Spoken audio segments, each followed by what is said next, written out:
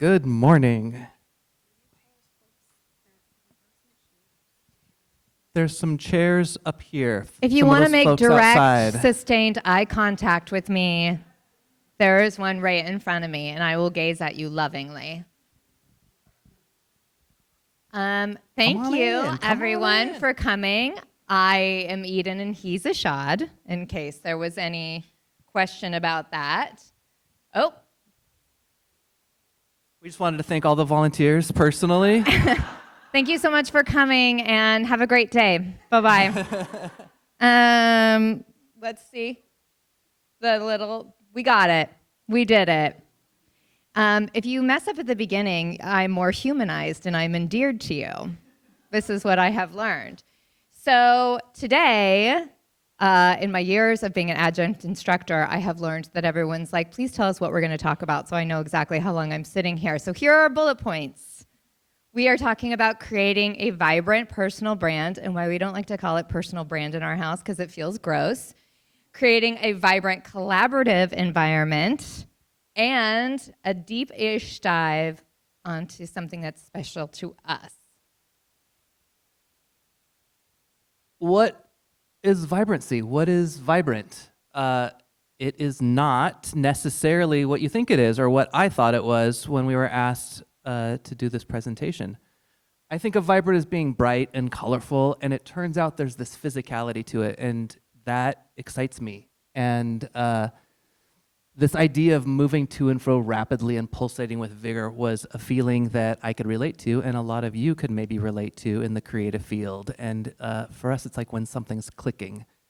And when you create vibrant work, you feel that energy, that stimulation. I messed everything up. There, it's working. And we like to call it the vibe in our house. And so when we thought about how do we capture that vibe, it's elusive. How do we get that thing? The more we thought about it, the more we realized it's when those elements of our personal brand come together and are put on a pedestal to shine. So we're going to talk about multi-hyphenates for a minute, because those on the right are all the things that Ashod does in his life. And on the left here, writer, stylist, producer, MC, etc., are what I do. And as somebody who is both a lifelong Oregonian, but specifically been a creative in Portland since the last century, I know that creatives hustle. We hustle here. We don't have one job. Typically, we have many, many jobs. And a thing that has always frustrated me is people saying, you need to focus, you need to focus. That is bullshit, because I have won many awards and have done great things in all of these areas. I don't need to focus. What you need to do, and what I have done for me, is to make sure that I am fully myself, my brand, and bringing it to each of the things that I do. Eden's brand vibe. So at our house, I feel like the phrase personal brand just feels kind of gross, just feels a little bit like LinkedIn premium in our house, just like sliding into our own DMs. But what we realized is like brand really is your vibe. These things, as you may have noticed in the couple of minutes that we have spent together, describe my work and also me as a person. Colorful, maximalist, inclusive, pop culture, and a little bit sassy. So people hire me in all of those different facets to bring exactly this to it. No one is there hiring Eden to be a demure sweet angel in the corner. And if they are, I'm so sorry for them. So let's talk about it a little bit. And this took me, a lot of years to kind of figure out the words that specifically describe me and to see how it came together. And there have been missteps along the way, but because this is a positive presentation, we shan't talk about those. Colorful. I spent 11 years as the fashion editor for Portland Monthly / the only fashion editor in Oregon and the final fashion editor in Oregon. Thank you to the decline of journalism. And in which I have written literally thousands of articles and a couple of books, but styled hundreds of editorials.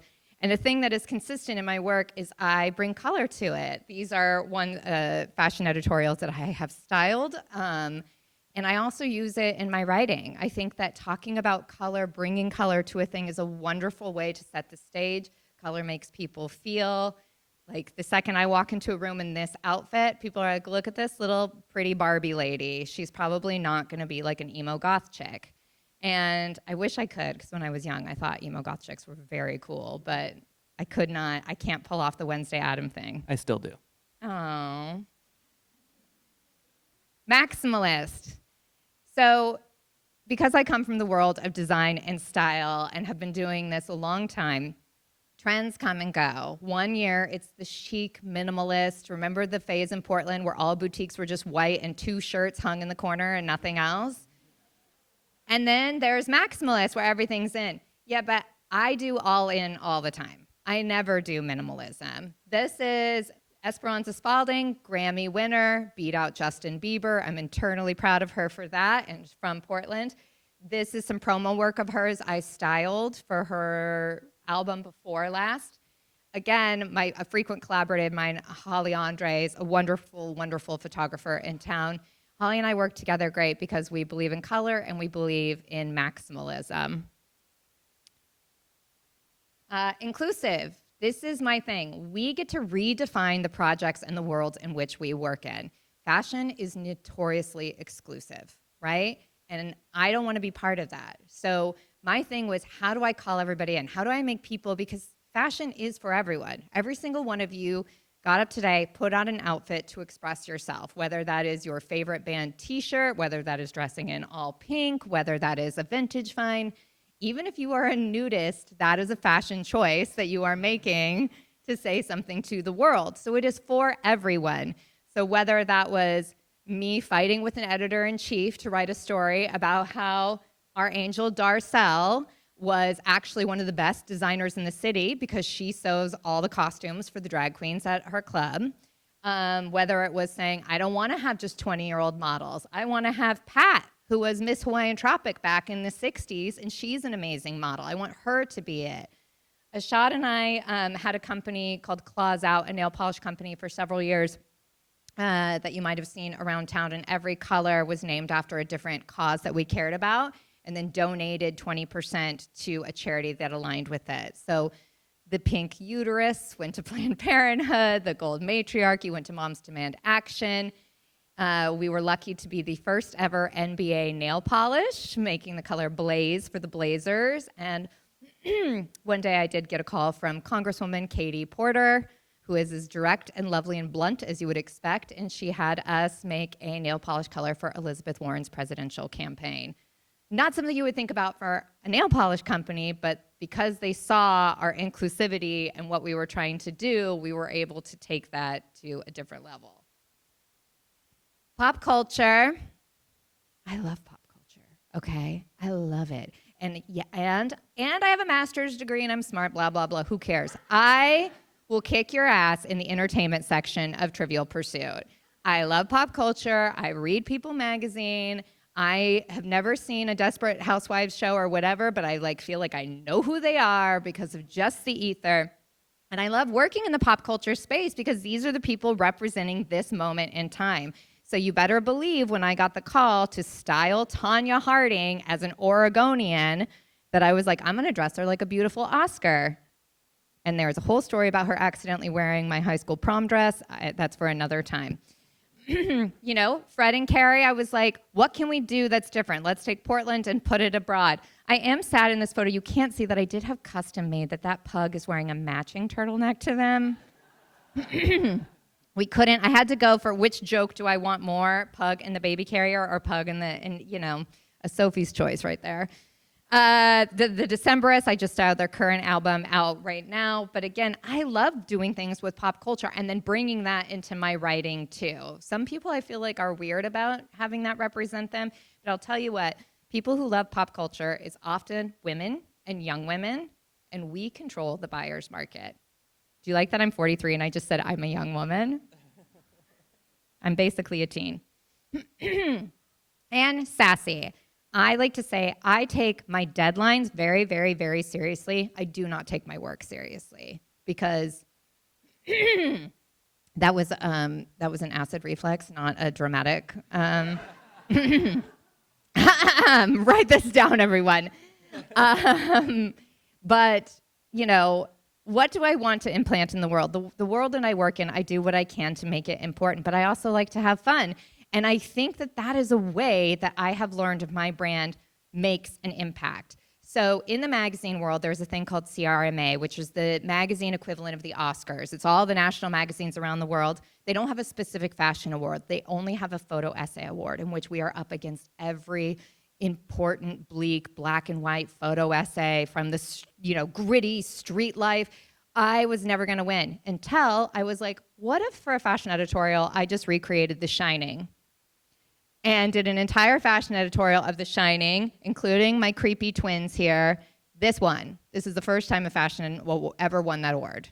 And it is from being sassy. And again, these are, that's a Portugal the Man video I styled. You can tell the dead fella is actually Glenn Howerton from It's Always Sunny in Philadelphia, and his real life wife who shot him in the video. I still don't entirely understand the plot, but the point is we had a good time.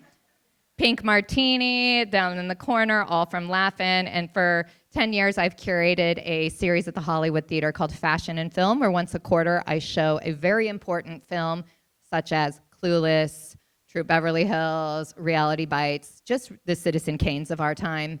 And trying to... A League of Their Own. A League of Their Own. Thank you for This is a League of Their Own. And seeing how that is, what the costume designers are doing, how that impacted our work. And when everything comes together, when you can get all of those things to shine, is when I am the happiest and my work is the best, leading to... last year, I became a Guinness World Record holder for producing the longest drag show in the history of the world. And that is me after being awake for 48 hours, 11 minutes, and 30 seconds with my 2 co-producers, of which I also recorded and put out a podcast called Slaying a Dragathon, which has now been optioned and is a documentary in the works. So the point is, my personal brand of all those different things. Did I produce a drag show before? No. Did I know what I was doing? No, I did not. But it had all the elements of me, so much me that I was like, I cannot fail, and that Delulu behavior works, if you believe it. You're up, champ. Let's do it. Let's talk about me for a while. So these are some of the things. I just pulled some stuff from my work. Similar exercise. Let's see how all of these things work together I didn't win any world records, but some fun stuff has come from my long, illustrious career. Starting with this colorful work I designed these cans and all the packaging for Guayaki Yerba Mate. And this is probably the work of mine that has the most eyeballs and that I have seen the most out in the world, including, fun story, one time we were driving through the redwoods in California out in the middle of nowhere and could not find a place to pee. And so we just pulled off into a little pullout, and I ran down into this gully, and there next to me was one of these cans. And as a graphic designer, there is, weirdly, I'm not a fan of litter, but there are few things more gratifying than seeing your work in the world. Literally, like in a redwood forest. It was really, really special. And then I wanted to include some of my earlier work to show maximalism. I went to Armenian school, so these are some Armenian letters. And the reason I wanted to include it is because when you're thinking about your vibe, it's not something that you should be manufacturing, that you should be creating for other people, that you should be thinking about what kind of vibe does the audience want. This is something that's in you, that's in your DNA. And it sometimes takes some thinking about. And, it's sometimes, what do you spend your time Googling? What kind of content are you consuming? What are the things that bring you joy in life? And how can you translate that into your work? Progressive. This is some work I did for Hydro Flask. Oh, that slide got a little chopped off. Sorry about that. So this is, during the pandemic, I concepted and directed a bunch of episodes of a series called Why We Go that was about why people go outside. And because the outdoors are for everyone, it was a really fun opportunity to get some new ideas out there and show that how people use the outdoors across the spectrum, including this lovely woman, Karma, who was a runner in Alabama.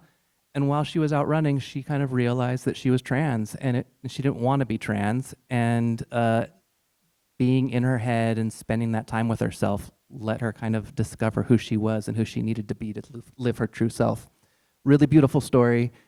Also, Ashley was one of my favorite episodes. She is a disabled skier, and we shot her in her adaptive skis, skiing at night, because during the day she would go out skiing and people would see her and say, "Great job," and give her the thumbs up, and it always made her feel uncomfortable. And so she really opened up and told us this story about why she likes to ski at night. So, series very close to my heart. It's a short speech today, so we're not going to show you any episodes, but feel free to look those up on the tube. This is some older work of mine. In my 20s, I played in indie rock bands, various indie rock bands, and toured around the world. And then as I got into my 30s, I was like, I cannot do this for the rest of my life. A, I wasn't very good at it.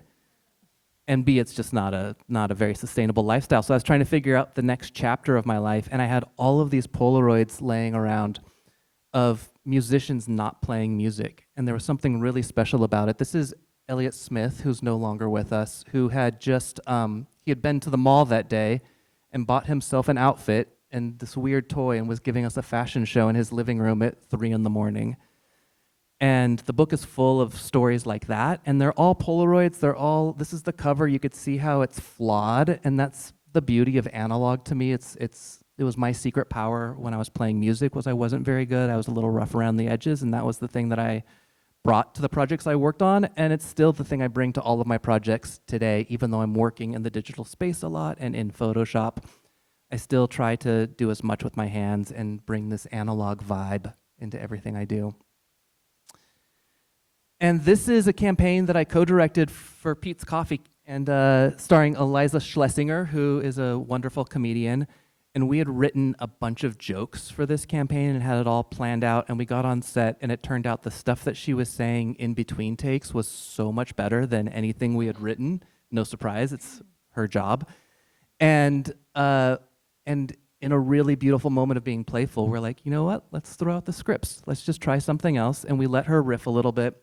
And of the 5 spots, 100% of them is just her talking off the top of her brain. And it was a really good lesson for me in being collaborative and letting other people's brand shine, giving them a pedestal to do their thing. And then also, sometimes being playful is just letting go and not being in charge of everything. And so how did all of this come together for me? This is a perfume brand I started in 2012 called Imaginary Authors with a buddy of mine named Josh Meyer. He was a perfumer. I have no real interest in perfume. This thing started out, and he wanted me to do packaging, and I was like, sorry, buddy, I'm busy. It's a lot of packaging. You can't afford me. And then what ended up happening was I wore some out, and I got a lot of compliments, and I was like, I think I need to be a part of this thing. And so I told him I'll do all of the work completely. From women. He's not telling you that bit. From women. We're married now. It worked. So yeah,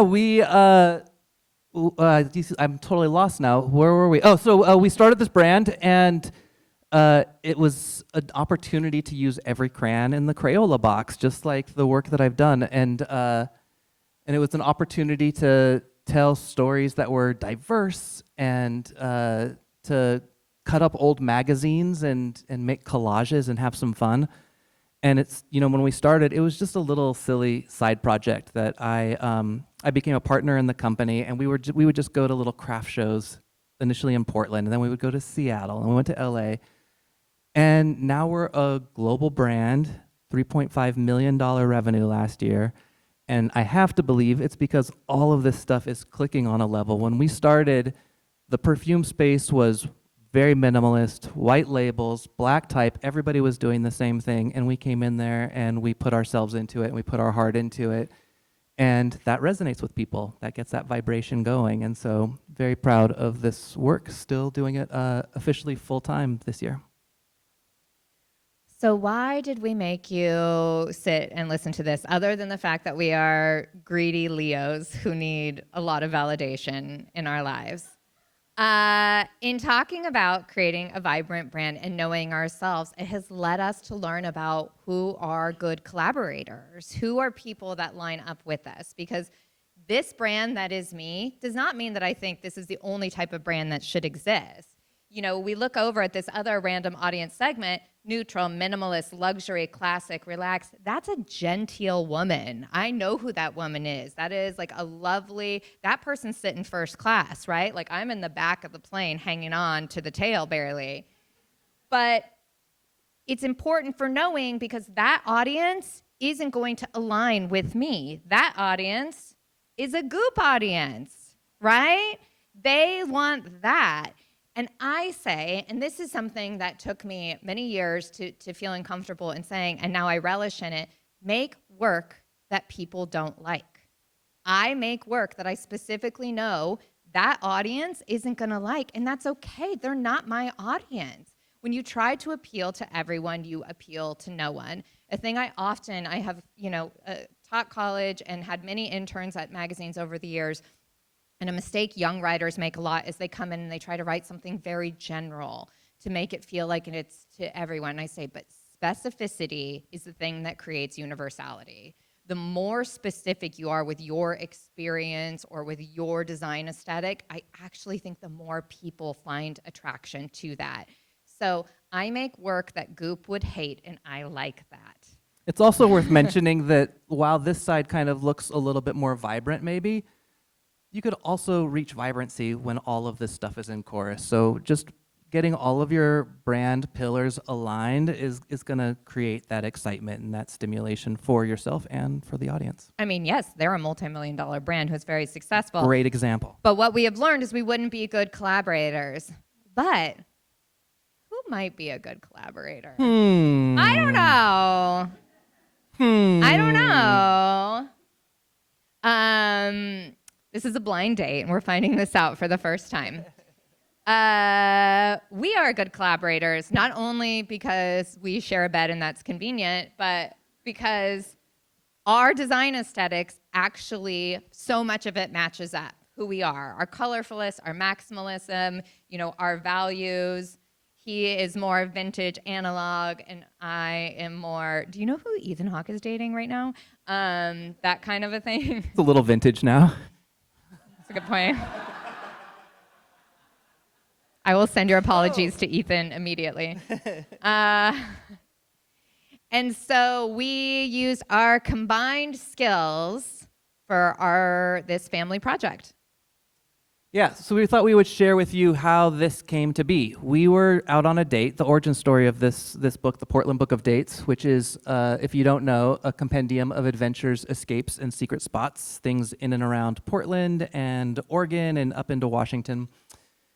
And we were out on a date, just sitting by the Washougal River, having a little picnic at mile marker 11, and we were like, why don't our friends ever do this? And I said, our friends don't know about mile marker 11. This is, if there was a book that said mile marker 11, then they would be here. Someone should write that book. And we decided that someone should be us. Turns out it was us. And that idea sat with us for a while. We left that picnic not thinking this was something we were going to do. And that was in July, August, something like that. Holidays, we took a week off and we went to the coast and started to build a proposal because it was still vibrating within us. And that proposal was colorful and it was maximalist, not just in the aesthetic, but we went deep into the research and into the data. We found out how many people were moving to Portland. We found out how many Airbnbs were in Portland. We found out who was on the dating apps. And we put all of that into an indestructible document for a publisher to say, hey, this book needs to exist and we need to be the ones to write it. The funny thing is that publisher used to write guidebooks. They don't anymore because the internet killed guidebooks. And they saw this proposal and they were like, I think you might be onto something here. Yeah, they were like, we wrote guidebooks, everything went away because now the world has Yelp and Google and people can search for everything. But what can you do that Yelp and Google can't do? Well, for us, one of the things was to have Ashod's beautiful illustration so it doesn't look like every other guidebook. There isn't just a picture of a beautiful frappuccino or whatever it is. We wanted to make it something so it felt like an art piece, something that you would want to gift a crush. And then using our same things, inclusive. What I do that Yelp doesn't do is in my books think about every type of couple. Who would feel comfortable going here? What are the dates that I call out? Like, this would be a good place that you might want to take your parents to. Would you feel comfortable coming here if you were a same-sex couple? Would you feel comfortable? And it goes all over the state, and you better believe the place in random Eastern Oregon that had a Confederate flag did not make the cut.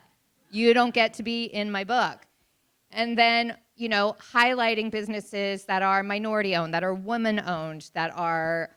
And at the end, we also had a sensitivity reader go through and make sure that everything felt really comfortable, because we also recognize, like, we are, straight middle-aged people and don't always know what we're talking about, but we try. And then, of course, always have a gay bestie read through, and literally we have a section called Gay Approved. And then I brought my pop culture sassiness to it. Our second book, The Seattle Book of Dates, is literally dedicated to my current husband, Ashod, and to my future husband, Eddie Vedder. I think it's the other way around. I think it's Eddie Vedder first and then me. Oh, well, you both made the cut. And making it silly. All of my 90s pop culture references in it. My publishers let me get away with quoting the great American poet Britney Spears, "You better work, bitch." They signed off on that. Our headlines are kind of famous throughout the book for being silly, with things like there's a medieval village in where it's like always the year 1300 in Eastern Washington. You can go to this right now. And we called that book Joust the Two of Us. And I'm so incredibly proud of it. We get those headlines, such as A Wonderful Day in the Neighborhood, by right before we go to print, Ashod and I basically drink a bottle of tequila and sit down with all the heads and the decks. It's painful the next day, but it's worth it for what gets made in print. Collaboration. And all of the illustrations, I'm not an illustrator. I did not come up being an illustrator, but I am a fan of illustrators, and I wanted to be one. And I was especially a fan of this printing style, these risograph copying machines that existed in the 70s. And while I was not able to print the entire book on risograph, I kind of used that style digitally to replicate. So the entire book is just 3 colors, and the way that they're layered on top of each other is what brings the other colors into it. And I brought in this kind of collage style. There's lots of receipts and tickets and things that we found along the way at antique stores that worked their way into the illustrations. And when you're doing 150 illustrations for a book and then 2 books, you get a little bit bored. And so I brought some of that playfulness in. I don't know that when you're whale watching, you're ever going to see a bald eagle taking off from a killer whale's snout. If you're very lucky. But it makes you want to go whale watching, right? Like that's the whole idea. We were just having some fun and trying to make these dates seem like something that would be really special, and they are. So here's the deal. We thought it would be fun. We thought it would be an interesting thing. We truly believe that because Ashod and I brought our best selves, and our great publishers who are Sasquatch, Penguin, Random House let us fully be our ridiculous selves, Portland Book of Dates has done better than we could have ever expected. It has spent 3 years on PAL's nonfiction bestseller list, like next to David Sedaris and Michelle Obama. I don't understand. I walk by sometimes and I'm like, they should not let that happen. That feels not okay. A couple years on the Pacific Northwest Bestseller Association list. Our reviews, even on Amazon, are so nice because people are like, they get it. The customers who understand our brands get us. It then spawned the Seattle Book of Dates, which came out in November, which has been getting just as much love. We just signed a contract for the 3rd book, and with the publishers wanting us to keep churning them out in a national series where I will be making sexual innuendos combined with R&B references for as long as someone will let me. And I really feel like this all comes from a collaboration that made sense, that was about us. We didn't try to be something we weren't. We tried to just be like, hey, we're kind of ridiculous and colorful and cheesy and silly. And also, I will try to get in as much references as possible and tell the children who Ramblin' Rod is, because they need to know. And thank you for the people who know how important Ramblin' Rod is. Deep And cut. it has worked. It has worked for us, which is we're gonna kick it all. So what's back the moral of together. this story? We're gonna kick it all back together here. When you create work that makes you vibrate, you'll make others vibrate too. And hopefully today we did a little bit of that. I hope that you guys all go into your Friday vibrating a little bit and take that into your work. Exactly. See a Pomeranian vibrating over there. That Pomeranian is a perfect angel, and I think if we started a cult, she would be our leader. Okay. Let's do some. You've been cut off. Everyone is done listening to you. Also, this part, we should have prepared you. I've been an MC for a long time, and I feel like it does best when you prepare people. We're going to move to Q&A, because then when we say it, it's the awkward. We also should have planted a question in the audience first. Oh, Brett. Thanks for breaking the vibrancy, by the way.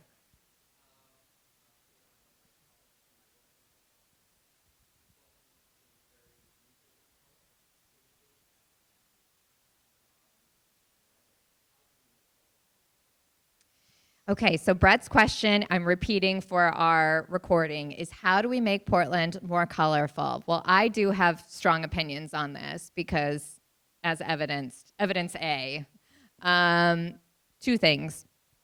One, I think Portland actually has a lot of color. I think our nature and our city are so beautiful if we stop and pay attention. It's really hard sometimes in all of the gray to notice, but I find it all of the time when I'm walking around. It's also why I'm a big proponent in not having gray houses. It's just a personal hill I will die on. But I also think the nice thing about Portland's kind of neutral palette, again, as evidenced by here, is when you wear color, you really stand out. And I often feel like when I go on stage or do things, I bring the color because in this city, many people don't. So bringing specifically color is a way that you get noticed. I think your work gets noticed. You as a person gets noticed. And sometimes we don't want that. There are times I go to the grocery store looking like a troll of a human. But I think that we have an opportunity in a kind of a neutral city to use color as a point of focus. And I think that for me, particularly in my styling portfolio, it has gotten me a lot of work. Because if you want the neutral chic thing, I'm definitely not your best bet. There are many wonderful stylists in town who can run circles around me there. But if you want the crazy sort of circus came to town look, Eden's your girl. Do you have thoughts and feelings? No, another question. Great. Yes.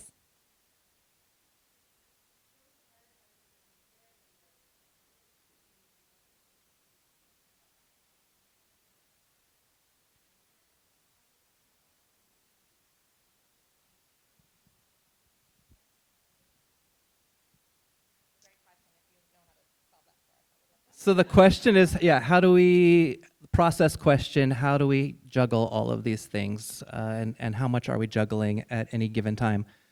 I learned last night. I said to Eden, "Oh, it's your brand. You are maximalist in the amount of things you're juggling as well."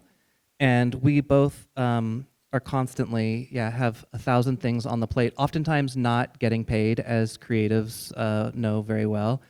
And we both support each other and prioritize that outside of work hours. So we try to create some boundaries and make the 9 to 5 the time when we work on this stuff.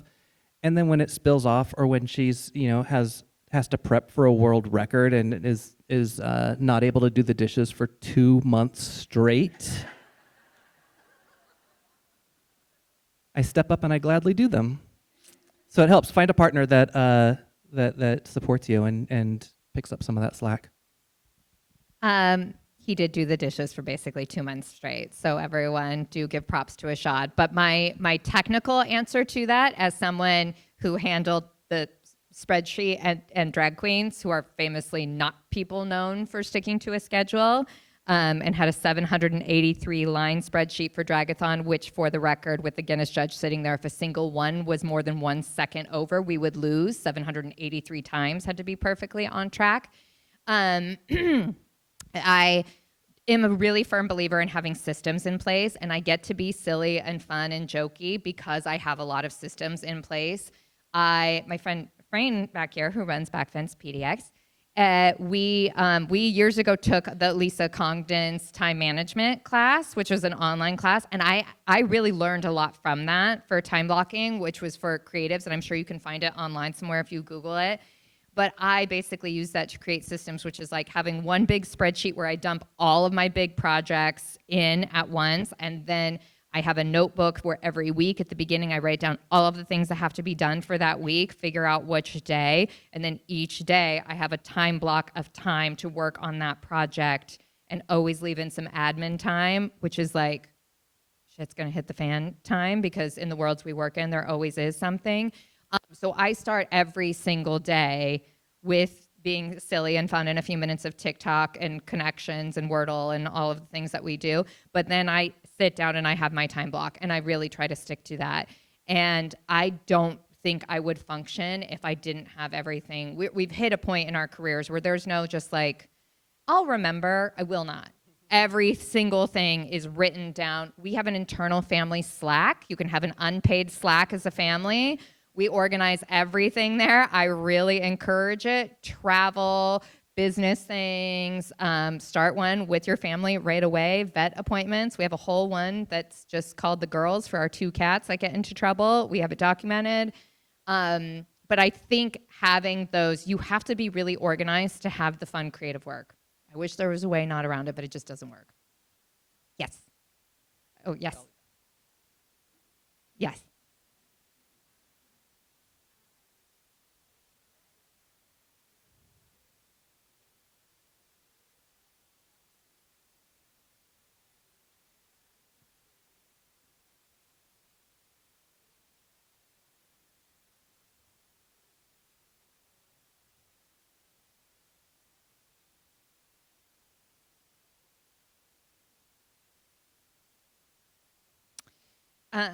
My quick answer to that is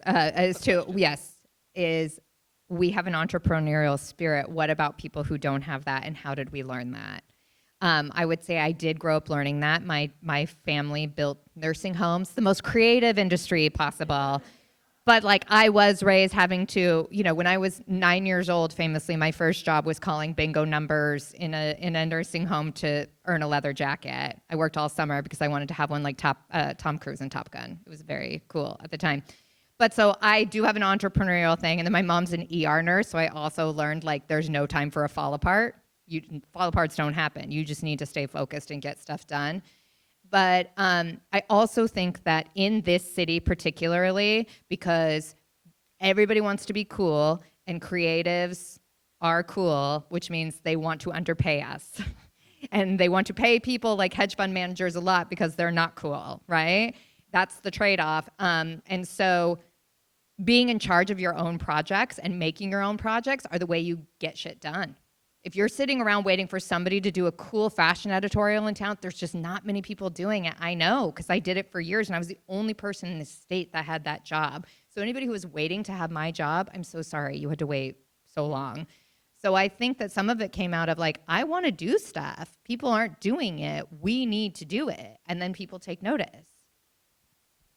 Yeah, piggybacking on that, I came out of punk rock and do-it-yourself culture, and in that world, there's no questions. You're just like, oh yeah, I could do it. I could make an album. I could do this thing. And there wasn't barriers. And I didn't realize that I had that until later in life when I got into some of these other projects. And I actually learned through running, which is this another thing that I was never athletic, never good at running. And I got into it and I ran 1 mile, and the next day I ran 2 miles, and I was keeping track on my app, and pretty soon I had amassed 500 miles, and I was like, who am I that I ran 500 miles? And also, why am I spending my time doing that and not writing a book? Because if I do 1 page a day, I'll soon get to 500 pages. And so I think maybe not 500 good pages, that's the next step. But I think that breaking things down into those small steps, and also knowing that you are allowed everywhere. There's nowhere. Everyone that has any modicum of success found their way there, and it belongs to all of us. And it's just figuring out, okay, there's where I want to be. What's the first step I take to get there, and what's the second step? And breaking it down that way, I found is and also a lot of that is like, that perfume company was not profitable for a lot of years, and I had other jobs that were paying the bills in the meantime. So a lot of it is sacrifice. Yeah, right here.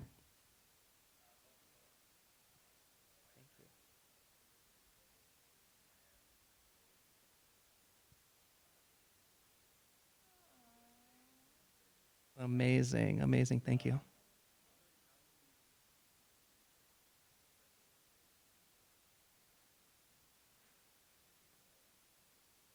So the question is, how did we do our research for the Portland Book of Dates and all the different dates that are included there? And I will say that we did the same thing. When we first started dating, we had a little game we called 23 Picnics, where the first months we started dating, that summer, we're like, let's go on 23 picnics this summer. And we took turns and we picked places to surprise the other. And that was kind of the impetus for our getting the ball rolling. And then I'll let you tell the story about research. I mean, the short answer to that is I am a huge proponent of regional journalism forever. And I've been a journalist in Portland for 15 years, and lived here forever. So Portland Book of Dates in many ways was easier because I was like, hold on, if people don't know about Enchanted Forest, I'm ready to tell them. I had my 8th birthday there, my 13th birthday. Like, I was ready to go. We got engaged there. So I've been all over the state. And so that one was a little bit easier for sure. But moving into other cities, it often is, between our careers and who we are as people, we know people all over, but I'm also always hitting people up. I asked Anise today, he was like, oh, Derek used to live in Nashville. And I was like, Derek lived in Nashville? I would like to talk to him about that at some time. Like, whenever we hear things, so we hop on the phone with people. I read all as much as I can about regional journalism. And then we do deep internet stalking. I look at something, if I see a cool photo where someone's in the background of anything good, I'm looking at geotags, I'm going to that. We have lists of things. We call people, have you ever been here? I still do old-fashioned journalism where sometimes I call someone and say, can I ask you a question about your establishment? And at which point they're usually like, we open at 4. And I'm like, no, I have more questions than that. This is a side conversation that I won't get into, but I have taught. It is very important for those of you who own businesses. Let me tell you, as a member of your friendly local press, have your stories on your website. Talk about what makes you different. Talk about when you were founded, what you did, how you are set apart for the competition. You have no clue how many times journalists like me have gone to your website to be like, what makes this person special? And then it's just like one cool photo in your email. You know what I'm doing? Honestly, when I'm under a deadline, closing it and moving to the next. But if I go and there is your beautiful about me, where here's what I do that nobody else does, here's the thing that I learned, here's my pizza place where my sourdough is 400 years old, here's any of it. If there is interesting stuff on there, you are going into a press story for me. And if it isn't there, you cannot assume that people will know. So that is a journalism side rant, but it is one I firmly believe in and tell all creatives and business owners to do that. Thank you for your service. I wanted to add something because the answer to both of those questions is also community, and we didn't mention that. I learned that also from rock and roll days. I've had so many bands sleeping on the floor of my living room, and they all owe me now. So when we go to these other cities, I have a lot of connections, and the same is true of entrepreneurship. Having a community, having people you could ask the hard questions to, and we've never been competitive in the perfume space, especially, and very supportive and open to talking to other brands and letting them know our success. We're very transparent in that, and I believe across the board there's room for creativity of all types. As long as you're bringing your special sauce to it, then that's what's important. One more, we're told. Yes.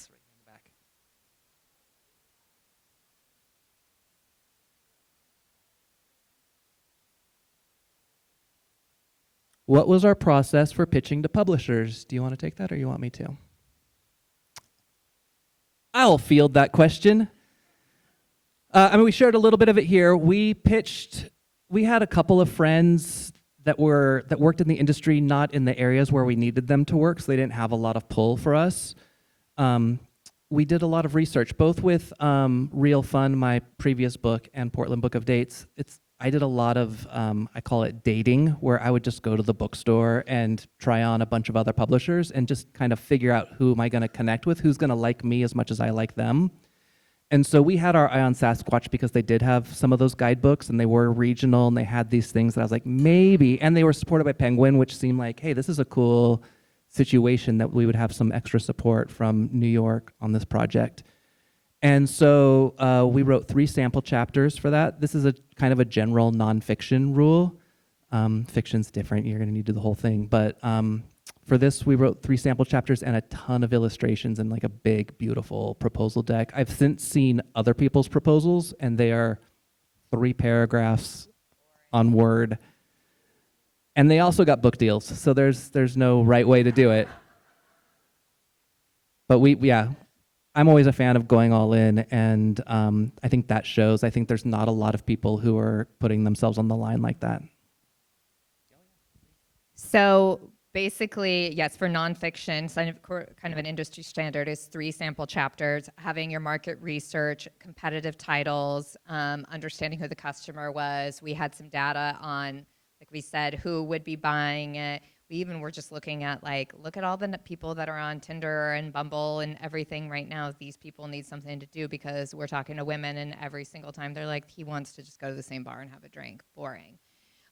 So we had all of that as well as bios of who we were and why we were kind of like authorities in the space.